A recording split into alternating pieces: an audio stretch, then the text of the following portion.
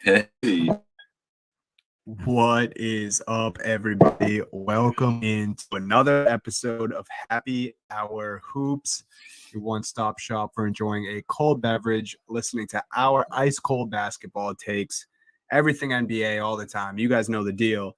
Last week, we did the Eastern Conference preview, went over every team in the East, what we thought about each team, kind of split it up into categories. Today, we are doing a bit of the same with the Western Conference though. Jake, how you feeling? Are you ready to talk Western Conference hoops? oh yeah, I love the West. I love staying up way past my bedtime to watch a Trailblazers Timberwolves game. So this is a dream for me. Yeah, we're recording this on a Thursday night, so we're like 10 Mm-hmm. days away from the NBA season. It's starting to get real, starting to get real prepped up here, getting reading done, get podcasts in, trying to gather as much information coming into the season, and that's what we're here for too. Bringing in what we've got here with our Western Conference preview. And the West, as we kind of touched on last week, the West kind of looking pretty wide open for the first time. I mean, it was pretty wide open last year, I would say too, but the East looks like it has more of the powerhouse teams. The West, even if you're considering the first team, the team in our background here in our list, the Los Angeles Lakers, as the head and shoulders favorite of the West, there's some serious questions about the Lakers and their long-term potential here too. So let's get right into it, Donnie. Let's go with the Lakers. What do we got with them here? Yeah, I mean, so Lakers, obvious contenders, much like the Brooklyn Nets in the Eastern Conference, really just doing as much as they can to create a new definition for the term super team. Obviously, biggest additions, or maybe most notable additions, Russell Westbrook and lifelong friend of LeBron James, Carmelo Anthony. I mean, two Hall of Famers. I mean, Yeah. future Hall of Famers, without a doubt, for both of them, joining two Hall of Famers, future Hall of Famers who are already on the roster in LeBron James and Anthony Davis. Then, in my opinion, another Hall of Famer that is returning to the Lakers and Rajon Rondo. I mean, just between Russ, Rondo, and LeBron being on the same team, it's like that IQ of basketball is just insane to me, especially Oh yeah. Braun and Rondo. But I spent a lot of time talking about that 2 years ago when those two guys were on the same team. Then you bring in a guy like Russ, who just has unmatched energy. And then, even the smaller additions, guys like Malik Monk, Kent Bazemore, like they are just like we talked about with the Brooklyn Nets in the East. You just can't really find holes in this roster. And sure, everyone's going to go to the age card. I mean, they're in a Yeah. win now situation, but I mean, that's just obvious. Like they were, whether they brought in older guys or not this season. I mean, you have LeBron James on your team who is, you know, we haven't really seen the decline yet, but he's not getting any younger. Anthony Davis isn't a young buck anymore. So, I mean, it was kind of obvious these guys are in win now mode. It's the same thing with the Brooklyn Nets. So, the old narrative, I don't know, it doesn't really make a difference to me just because of how loaded this team For is. sure. Yeah, for sure. It's something that you can just throw out there if you're trying to slander the Lakers. Like it's the first thing that ever comes in everybody's mind. It's like, oh, but they got all these old dudes on there. It's like, yeah, but the old dudes are some of the best players we've seen in the NBA for the last 15 years. So no, like Carmelo Anthony is not prime New York Melo. He's not hoodie Melo. He's not Olympic Melo. He's late career Melo. Who's that dude is still in games last year for the Trailblazers as the third option, putting up 25 plus point games for them. And if that's a scorer that is much, I'm not trying to slander Kyle Kuzma or anybody else, but who else was on that roster last year that could do that for the Lakers? Schroeder sometimes, but he was, I think, more disappointing than anything else by the end of the season, especially a playoff run. Like they didn't have a guy like that. Now they have two guys, which I'd bring up Melo first because I think he's the first one that I don't know. I feel like everybody's interested in seeing what Melo can offer on with a team with LeBron. But Yeah. you talk about Russ last year. Russ was like at the peak of his powers last year. I mean, Bradley Beal was out. Russ carried the Wizards to pretty much getting into the playoff or getting into the play-in games with his triple-double run that he went on and just the outstanding play that he had and showing that he still had that level to get to. Everybody's worried about how that translates to on-court playing with LeBron James, a guy who notably has always been the guy, controlling the ball, controlling the play. He's the de facto point guard of every team he plays on. And Russ obviously works better as a guy, as the primary ball handler and everything. Exactly. But this kind of talent together, I mean, it's hard to just overlook the talent that they've accumulated, and regardless of their age, regardless of their stature, whatever in the league, like there's not a lot of teams that can just match up and be as talented on the court, and that's going to get them by a lot of games, especially when we get it deeper into this Western Conference, where the West has a lot of stars missing this year, a lot of teams that aren't as deep as this Lakers team. So just from a night-to-night basis, regardless of what you think about the NBA Finals, anything, it just seems like during the regular season, the Lakers under Frank Vogel and LeBron have always taken the regular season super seriously, and this is a team that's just better than most of the West on a night-to-night basis, and they should cruise to 55, 60 wins. I would think that's pretty realistic for this team. Yeah. Now, the age thing and the injury, just like the whole Russ narrative for me is.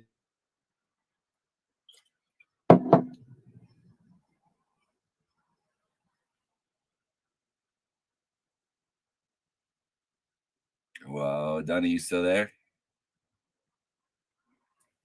We might have lost him here, folks.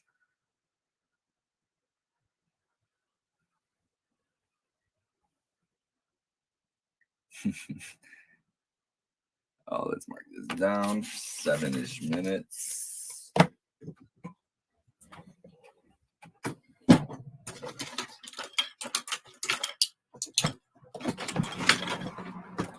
Oh, another Dunny. Wild Dunny appeared.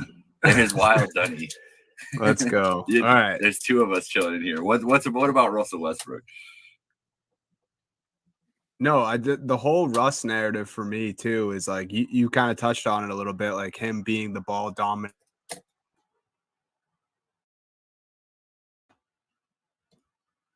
Him being the ball dominant guy, that doesn't need to be the case on this Lakers team. Every team that Russell Westbrook has been on before, he's needed to take those shots that everyone had a problem with, that no one wanted to see him shooting the bad percentage, even if he was putting up the triple doubles. That doesn't need to be the case on. Yeah, no, that's true. Continuing on to the point that Dunny's making here, Russ doesn't need to be the guy, doesn't need to be that facilitator. He doesn't need to be the engine for the offense. He just doesn't. It's not what they're going to need going forward this year. LeBron is that guy. LeBron is the engine of this team. And that's what I was just continuing on your point there, Johnny. LeBron's the engine of any team he's on. And Russ has usually been accustomed to that role. Even with Kevin Durant, that's the role Russ has been accustomed to.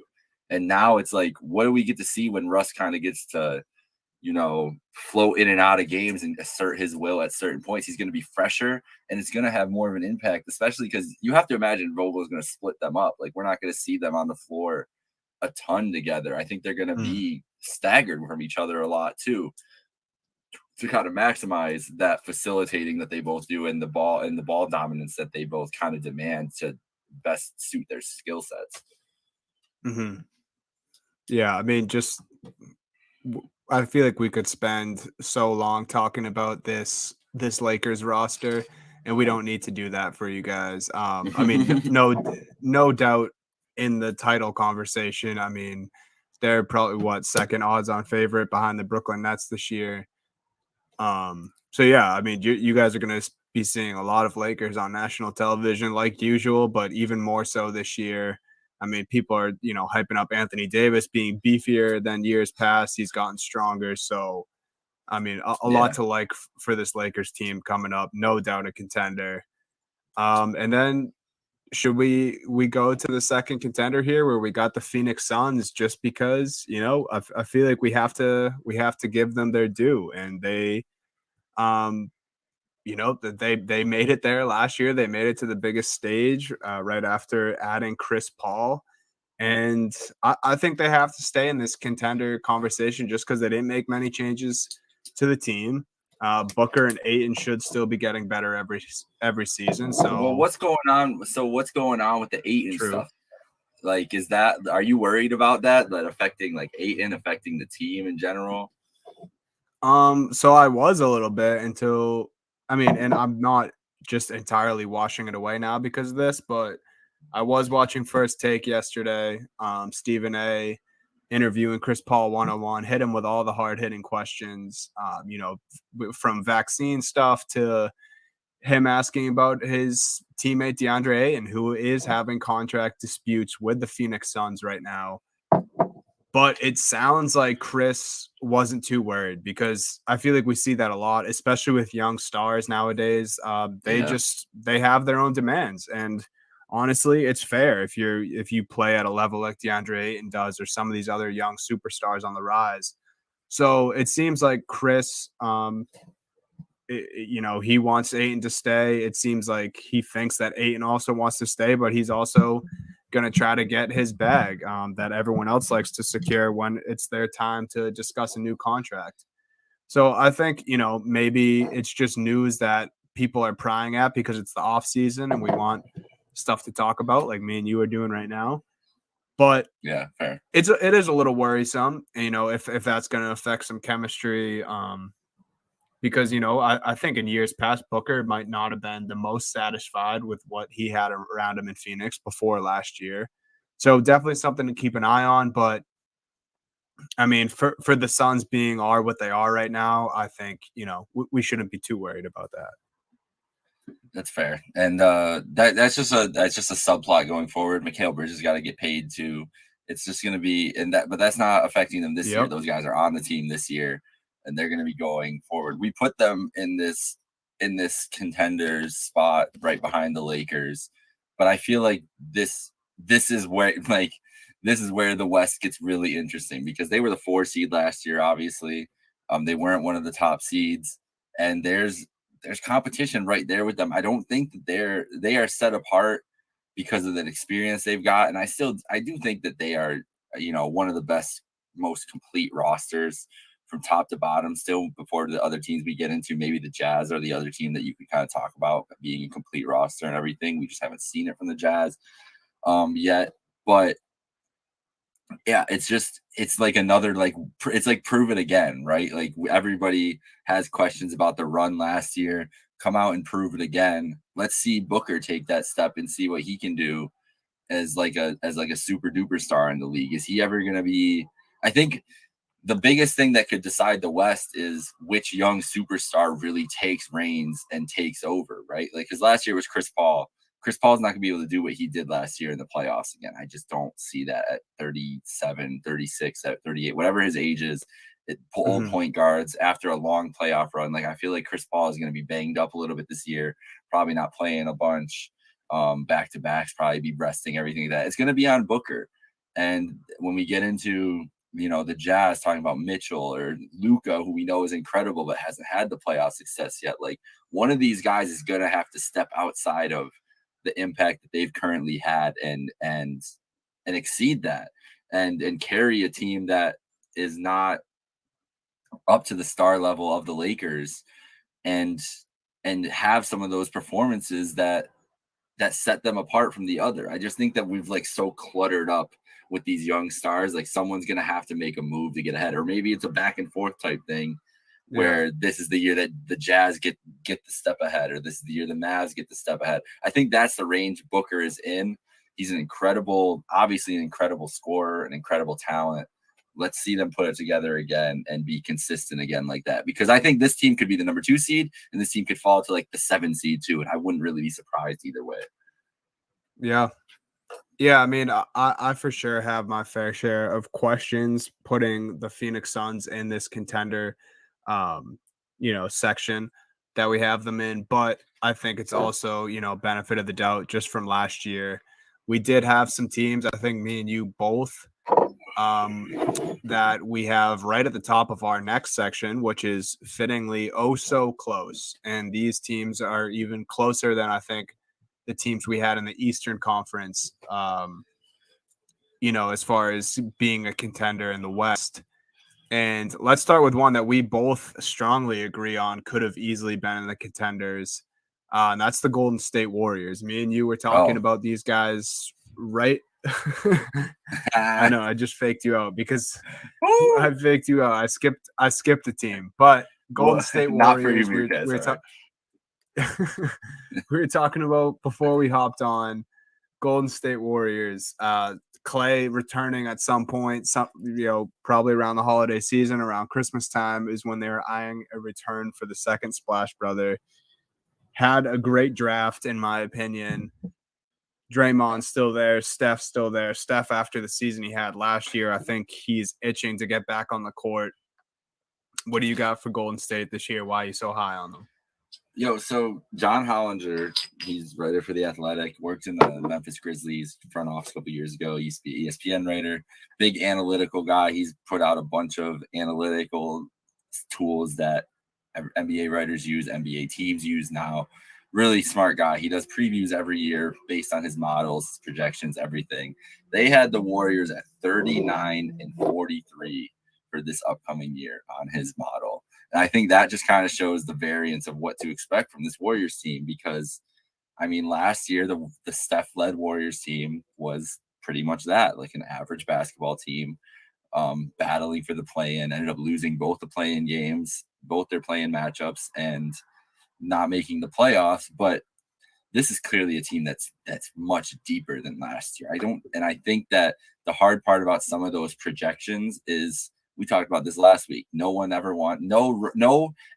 writer or NBA person that you follow will ever really go out on a limb to project an improvement from young guys. It just doesn't happen. And that's where season previews like this sometimes try to miss the mark because no one, it's hard to judge. It's hard to judge how good somebody's going to be. It's hard to judge those factors.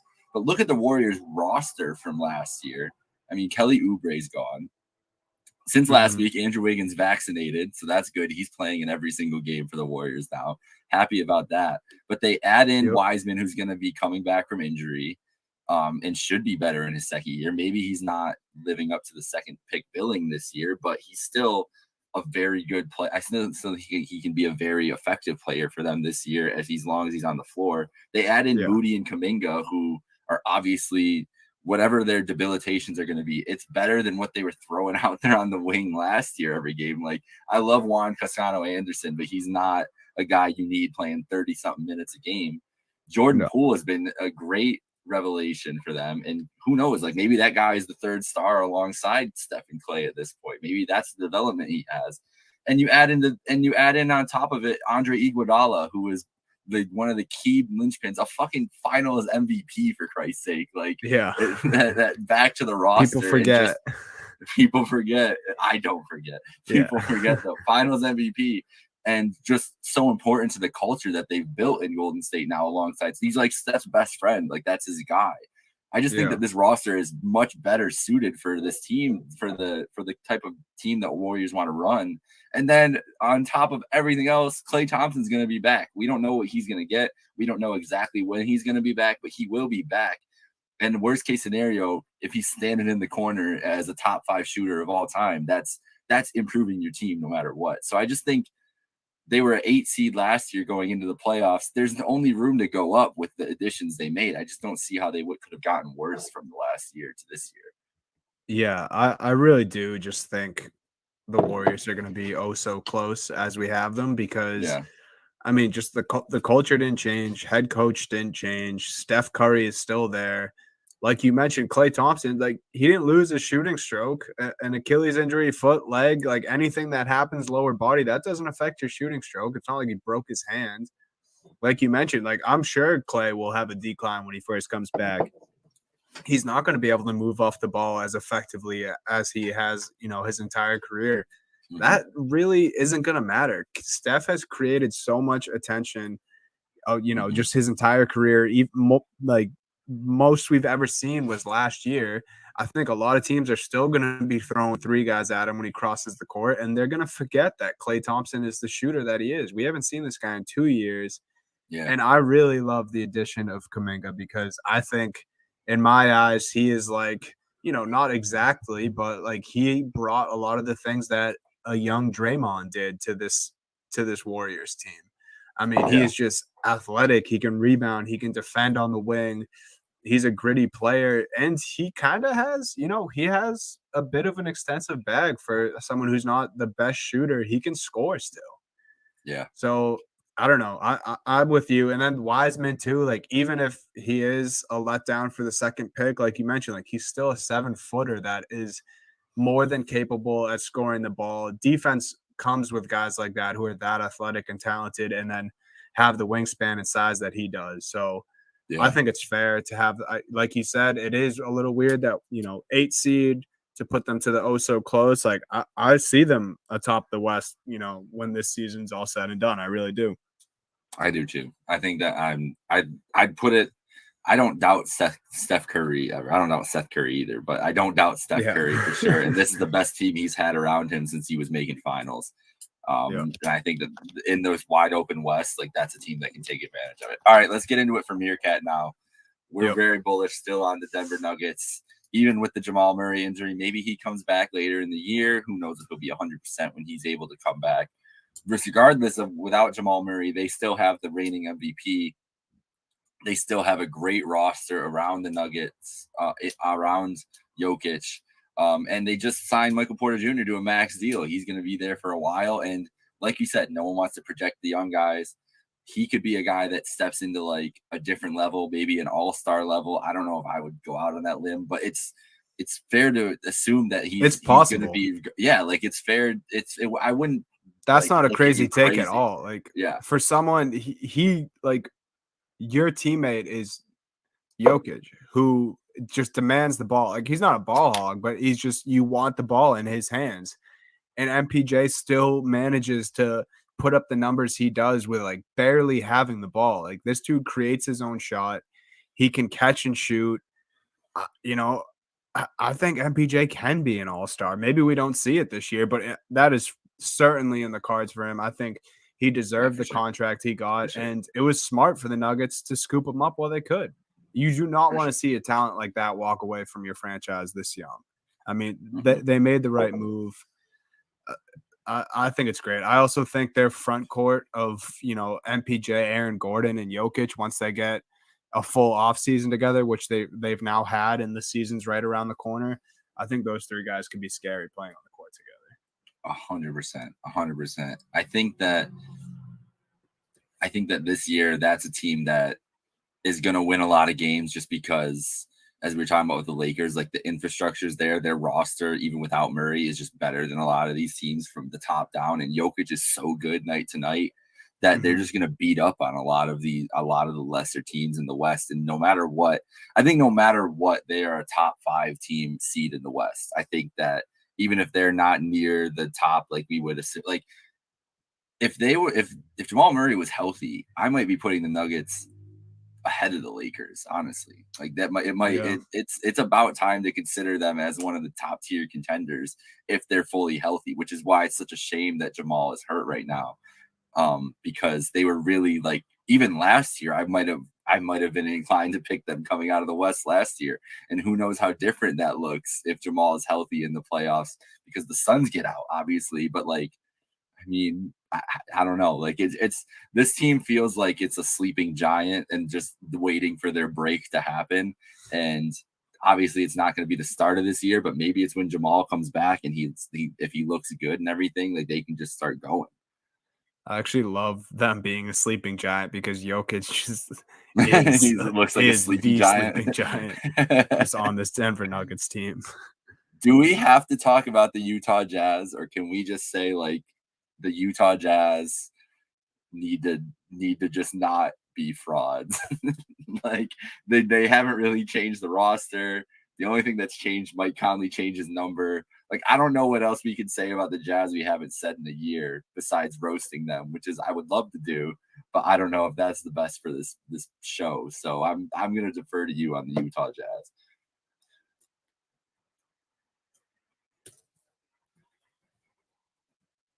I think that's the answer because Dunny froze here, and so I think that we don't need to talk about the Jazz. Let's see if he comes back here. I just don't want to talk. I'm so tired of the Jazz. I don't think that Rudy Gobert. I don't think that Rudy Gobert, having him on your roster, I don't think you can win playoff games like that. I said this is a sign. I said this was a sign that we shouldn't talk about the Jazz, because the second I brought up the Jazz, you froze. So I'm like, you know what? That's it. Like, I know. Even StreamYard is tired of us talking about the Jazz. Fuck that. I apologize for the internet connection, folks. You're This fine. is a bad day. But no, listen. The Utah ESPN started showing their show Debatable, which I put in our group chat the other day. It's an amazing show. Oh, I loved it for the first week, but it's an internet show just like we're doing here. In the last 2 days, they have had 2 guests lag out completely of the show from internet issues. So you know what? It doesn't matter if it's happened on the Worldwide Leader. Yeah. It's happened on the Worldwide Leader. It can happen on Trademark Sports, the other Worldwide Leader. So you know what? We're chilling here. But so we can just skip the Jazz, like just come out and prove it. I mean, not too many, not too many changes for them. I think Donovan Mitchell gets better like he has been. Come out and prove it. Yeah. I like that for the Utah Jazz. We have them because it's fair to have them in the so close. Exactly. They'll be there again. They'll probably be the 1 seed for a stretch of time like they were last season. But yeah, I like that. I like leaving the Jazz at, prove it to us.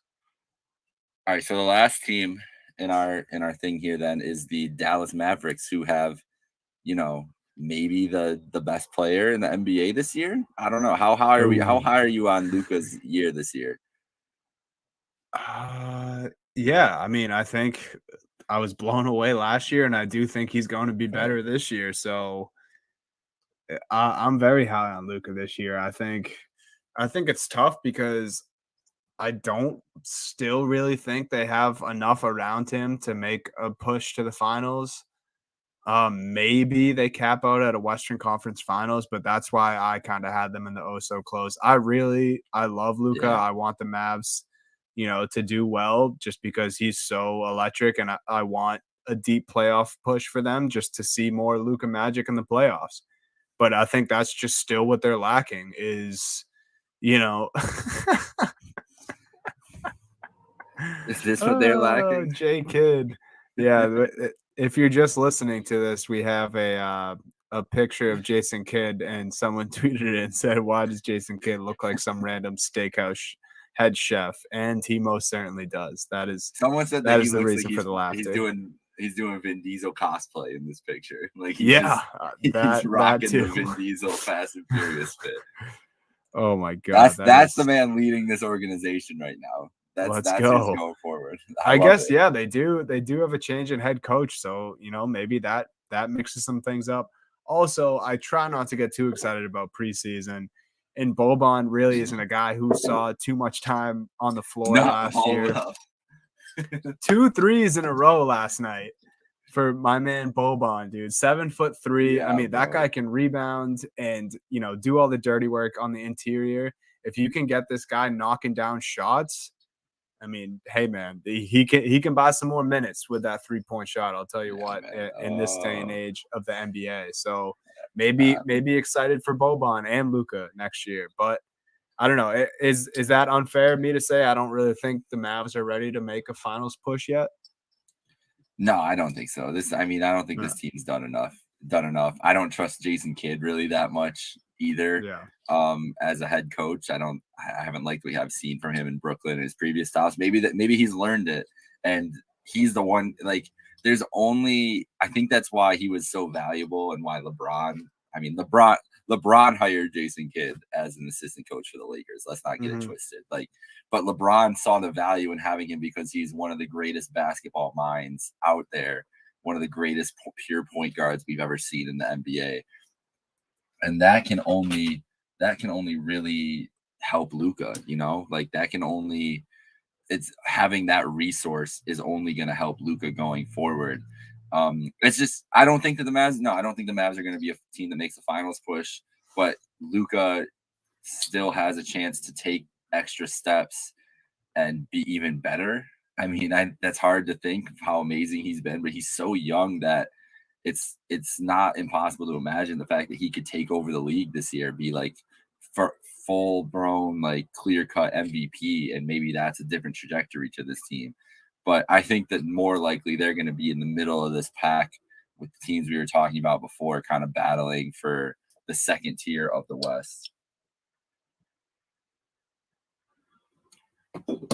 So let's get into next. We're going to jump in like last week we did with we're going to group the last group of teams together here. So which of these teams is closest to the Western Conference Finals?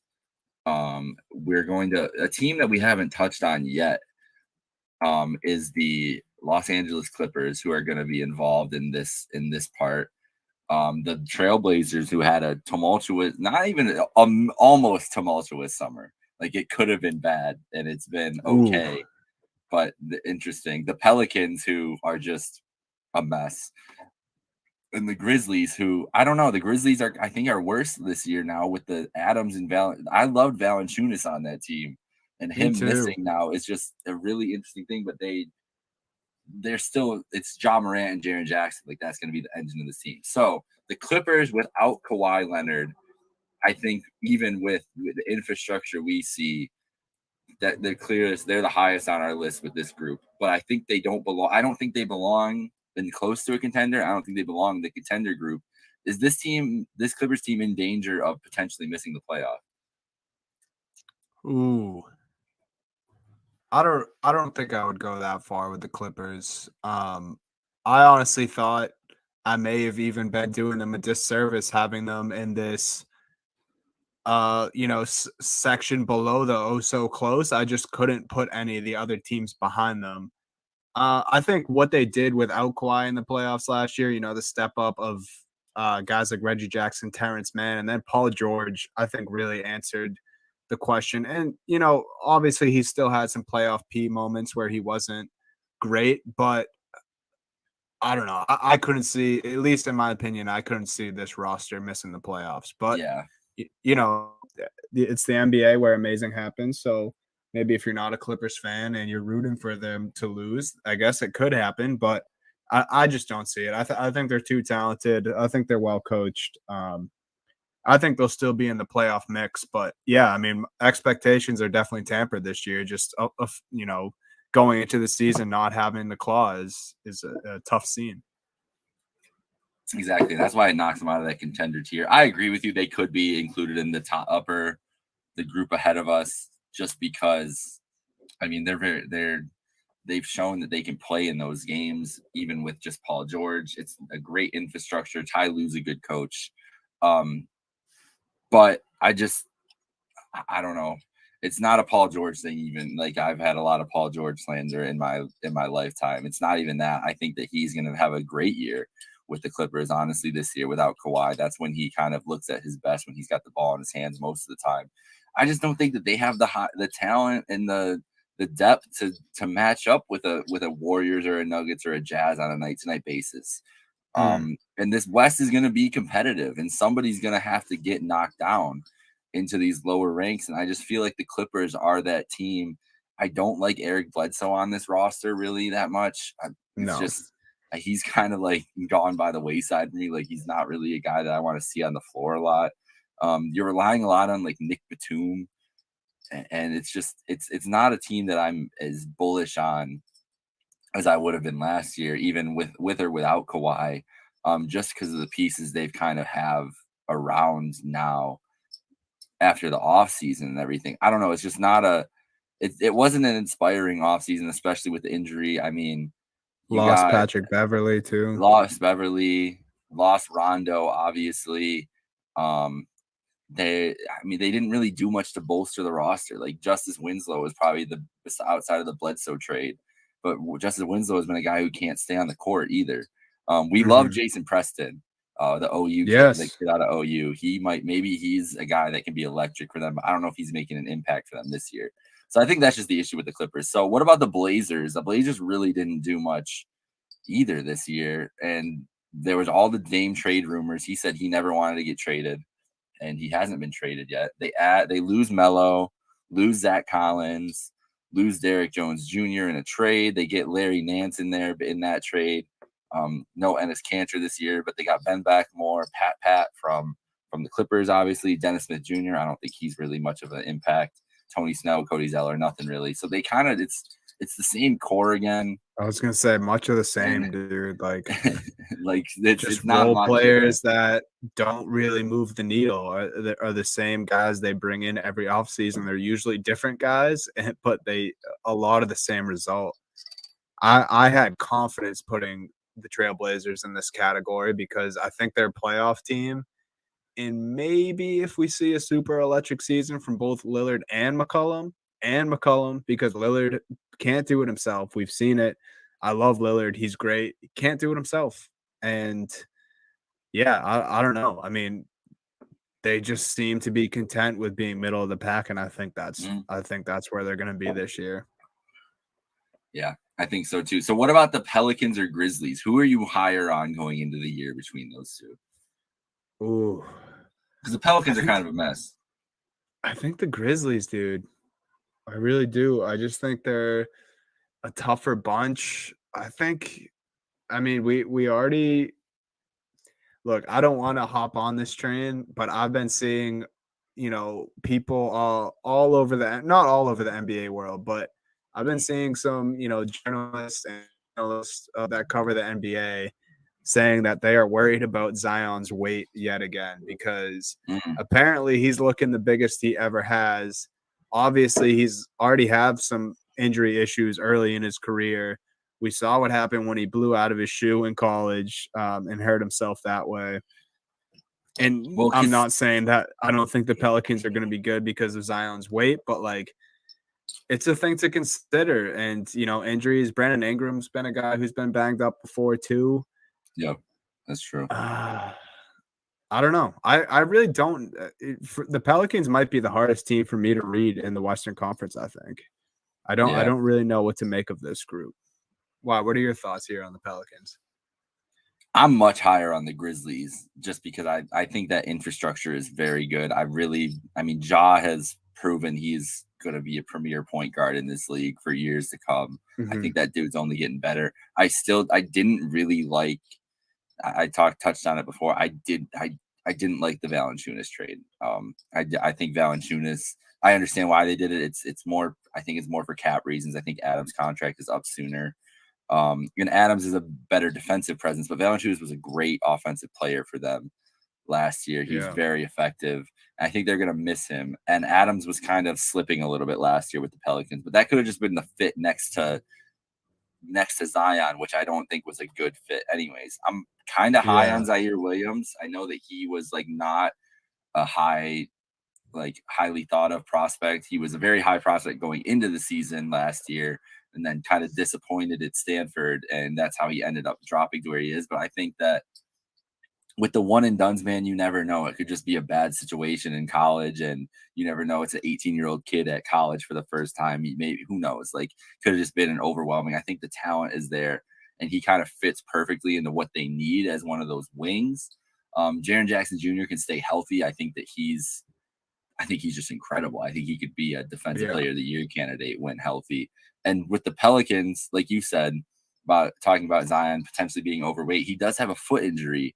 I mean, that he had surgery on his foot over the summer and everything. Like that's concerning for me for a guy that it's the same leg that he's hurt before too.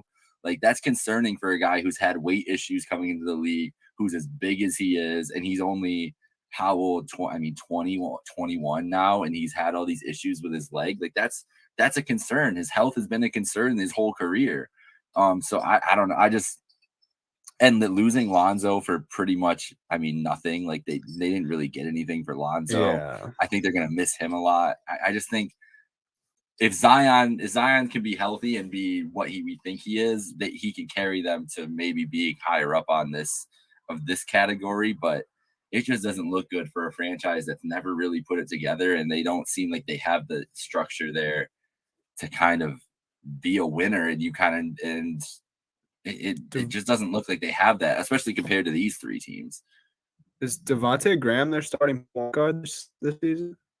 I believe he is. Yes.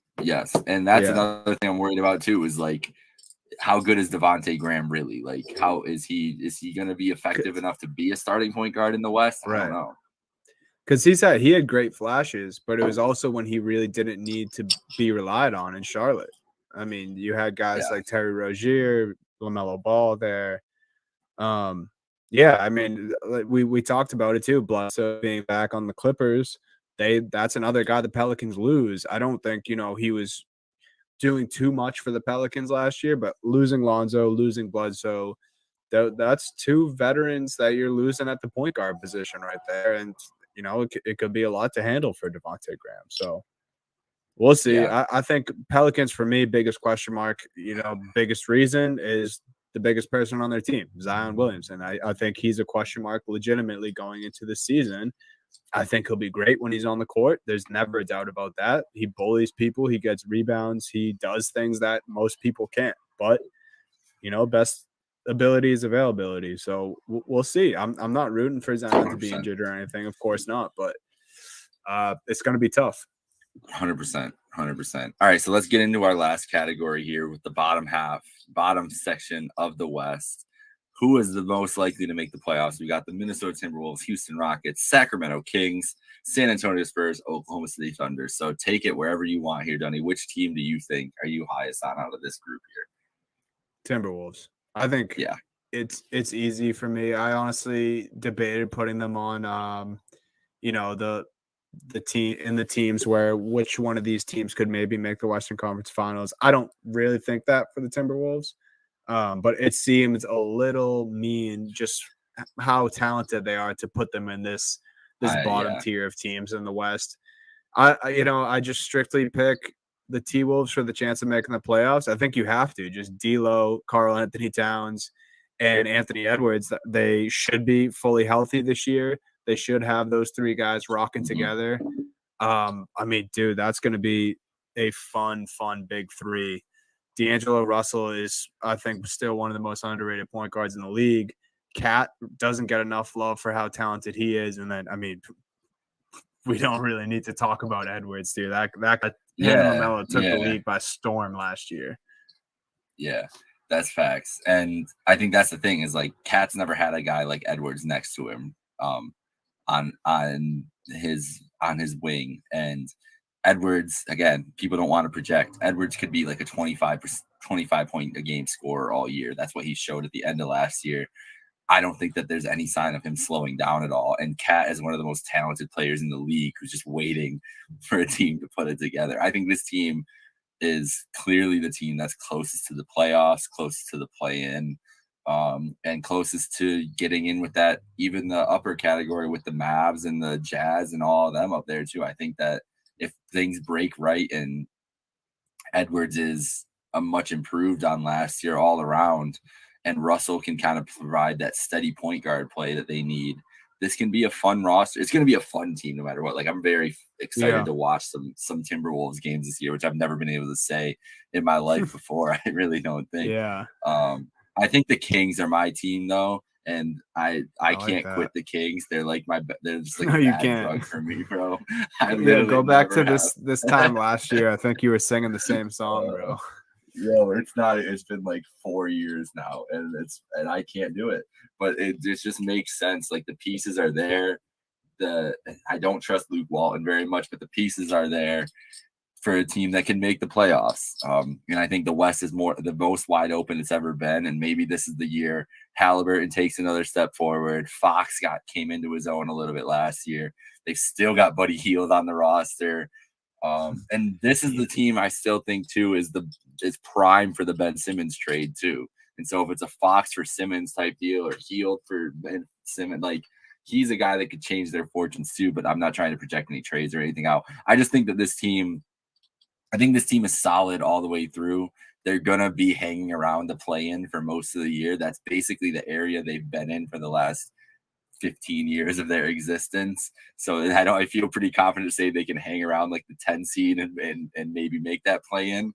So yeah, I'm bullish, and especially compared.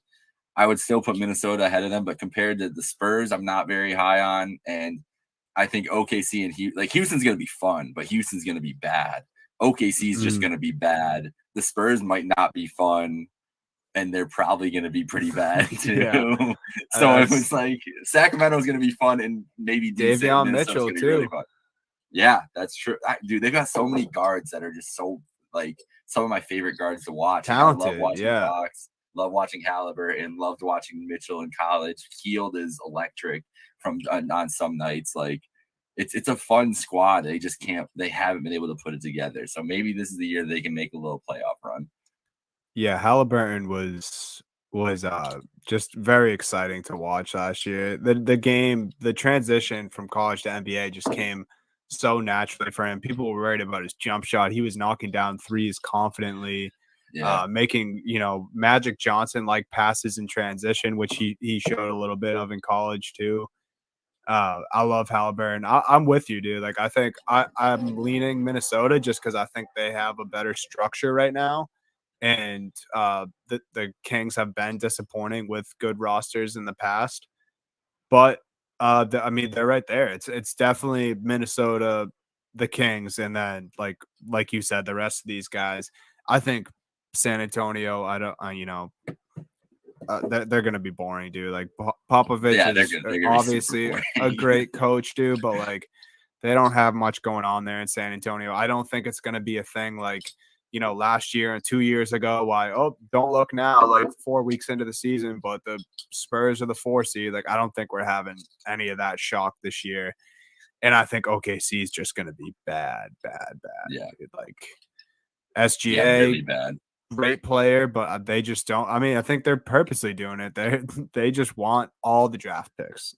Can they win 20 games even? Like, I don't know. I don't know if they can win 20 games. That's asking a lot from these guys. It's gonna be tough. It's gonna be tough. They have Giddey though, right? They do have Josh Giddey. Yeah, they do. He could be fun. He's fun on TikTok, so they can hang their hat on that.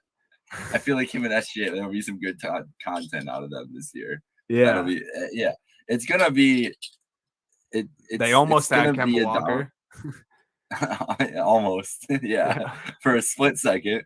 I don't know. OKC it's gonna be a battle between them and Houston to see who ends up with the number 1 pick or the number 1 odds for the pick. I'm honestly hyped about Houston, dude. I wasn't really until I saw a glimpse of Jalen Green in Summer League, and then the preseason, dude, with Jalen Green and Kevin Porter Jr. Like almost sporting the same exact hairstyle. KPJ's got like the few dangly braids coming from his big hairdo. But I don't know, dude. They're just both 2 very dynamic guards who can just put the ball in the basket like at will. And at the very least, I think I like that this is just like the fun group of teams in the West. No heavy expectations for any of them. Maybe Minnesota, but like they'll be fun. I mean, the Kings and the Rockets, man. I think these 2 teams could be a lot of fun. I'm honestly really excited to watch as much Houston basketball as I can just to tune in for Jalen Green and Kevin Porter Jr. Also, my guy Daniel Tice is on their team too. That's facts. And Kelly Olynyk's on the Pistons now. The Pistons, yeah. I can't keep track of Kelly. Keep track of Kelly. That's what I was thinking. Like he was on the Rockets last year, I think. It has to be like the Houston and Detroit and OKC probably the 3 worst teams this year. Like I would consensus 3 worst. Yeah. Maybe Orlando thrown in there too. But it'd be way more fun to be bad in Houston than it would be to be bad in Detroit. Like like I'm just thinking for Jalen Green and those like Porter, like they're just gonna be in a better mindset the whole time. Cade's gonna be roughing it in Detroit this year. He's gonna have no option but to work on his game, so at least he'll get better. I mean, he's not going out doing anything fun. So who's winning the West? We're not making official picks right now, but we'll save that for the next pod. But what are we thinking for the West here? I'm gonna pull a Stephen A. like kind of what he wanted out of the Brooklyn Nets last year. Like it better be the Lakers. That's facts. It better be the freaking Lakers, dude. Like Bron really couldn't ask for much more to be put around him. He's got one of his best friends. He's got a Hall of Fame point guard who's still, like you mentioned, Westbrook is still playing at an unbelievable level. Hopefully Anthony Davis stays healthy. I mean, we talked a lot about them at the top of the show, so I don't really need to go into how good this roster is. But Yeah. and then they drafted. I actually didn't talk about this guy. They drafted my dude Mac McClung, dude. Like that's true. He is. Like, Mac's gonna have a role there. Yeah, he maybe, but maybe not. But they still like even their guys who probably won't touch the court are very talented players. I think I'd be silly not to say the Lakers. I would like it to be someone else. Truthfully, like I would love to see like I don't think they can, but I would love to see Luke and the Mavs do it. I would like to see the Nuggets do it. If Jamal can get back healthy and kind of help them towards the end of the season. But I don't know. I'm going Lakers. How about you? Oh, man. I picked the Lakers the last 2 years to go to the NBA Finals. So as much as I would love to sit here and say the Golden State Warriors, they're the team that I really want to pick, I'm leaning Lakers. I'm not official picks will be on the next pod. We get in deep betting preview. We go through all the odds. We make our finals picks, all the shebangs. We'll get there eventually. I'm not picking the Sixers again. I can promise you that. Yeah, I wouldn't. But I really, really want to pick the Warriors just to be the one. If Steph goes off and it has like the magical year, I can say that I have it. But right now, I can't go against the Lakers. It's the third year in a row. It's LeBron. Everything you just said. It just makes too much. They're just head and shoulders above everybody. No matter what happens, that's why I'm so high on the Warriors, because I think no matter what, the Lakers are just head and shoulders above everybody in the West. And if they aren't first in the West, it's something they did wrong, because they are better than all these teams. Their roster's better. The only team that can get to that point, I think, without making like some big splashy trade or anything like that, is the Warriors, the way they're currently constructed. If the young guys, are better than we expected, and Clay comes back and he's better Clay than comes back, right? Yeah. Then that's a team that can contend with the Lakers right away. But that's just so many unknowns. The thing about the Lakers, we have a lot of knowns. Like, there's a lot of dudes that have been around for a while, and how are they going to all mesh together? You kind of trust that more than warning how guys are coming back from injury and rookies. So it's kind of like opposite ends of the spectrum. Like, what do you prefer, the veteran-laden team or the young team with some superstars on it, and see how they come together? I might have just convinced myself into the Warriors, and by Tuesday we might get to that point. But I'm going with the Lakers and LeBron right now, and holding out that hope. So yeah, let's ride with that then. Anything else touch on before we go? Any football? Anything? Any fun? You had a very emotional football experience Sunday night. I know that. Yeah. I don't know, we haven't even talked about it yet. No, but I know that it was that for you. So. Yeah, Brady's homecoming to Foxborough was something else, man. All the emotions, I thought it lived up to the hype. It wasn't the most exciting game on the gridiron, but you could see Brady and Bill just kind of having the brain battle. I think Bill won. I think Bill won the brain battle. Like, Bill shut down. Yeah. Bill frustrated Tom a lot of that game. It just he just didn't have the dogs. It was our game. To run with them. I think it was the Pats game to win. They just, the long field goal in the rain, tough. Some people say go for it on fourth. I'm happy with the result though. Mac looked good against a great defense in the rain. All the emotions. You can't sniff 19 straight completions in the NFL, no matter who it's against or anything else. Like, that is a feat, man. I don't care what he's doing. That's a feat to be proud of. So a lot of positives to take away from it. I mean, emotional, the loss sucks, but yeah, I mean, I liked it. I enjoyed the game, and I think it put a better taste in my mouth about the Patriots offense moving forward, which is great. Well, and now you guys get the Texans, who my Buffalo Bills just played and smacked up. So that's going to be a nice, fun week for you. Yeah. Davis Mills is going to be in hell yet again. Poor guy. And then I get a Bills Chiefs game on Sunday night, which is, I mean, any game against the Chiefs is always big, but this is obviously AFC Championship rematch back in Arrowhead. The last time I looked it up the other day, and the last time the Bills. I was looking up old Bills Chiefs games because I was bored during work, whatever. And they played on a Sunday night in 2003 in Arrowhead. The Bills lost 38-5. I don't think that's going to happen again, but it wasn't the best omen when I was looking up the results and saw 38-5 on a Sunday night in Arrowhead. I don't think the Bills are going to be held to 5 points by that horrible Chiefs defense either. I think we'll get the overs 56. We were talking about earlier, a couple of my buddies. I think that's you should probably reel that over. That's probably a safe bet with both those teams on the field. So yeah, fun couple football weeks as we get ready and come into basketball season in just like 10 days, 9 days now. Like it's right around 10 days, I think, when this comes out on Friday. Yep. Right around the corner. And then and then you have no time for anything else. You got weekday NBA, weekend football, and NBA. It's schedule's filled up for the fall. It's going to be great time. You see down here below, follow us at Happy Hour Hoops 1, subscribe, Happy Hour Hoops on Apple Podcasts and Spotify. So for Dunny here, Jake Micah. We'll see you guys next week with our last leg of our preview before we get cracking on some NBA games. Yeah, we're ready to go for opening night. So have a great night, y'all. Peace. Stay hydrated.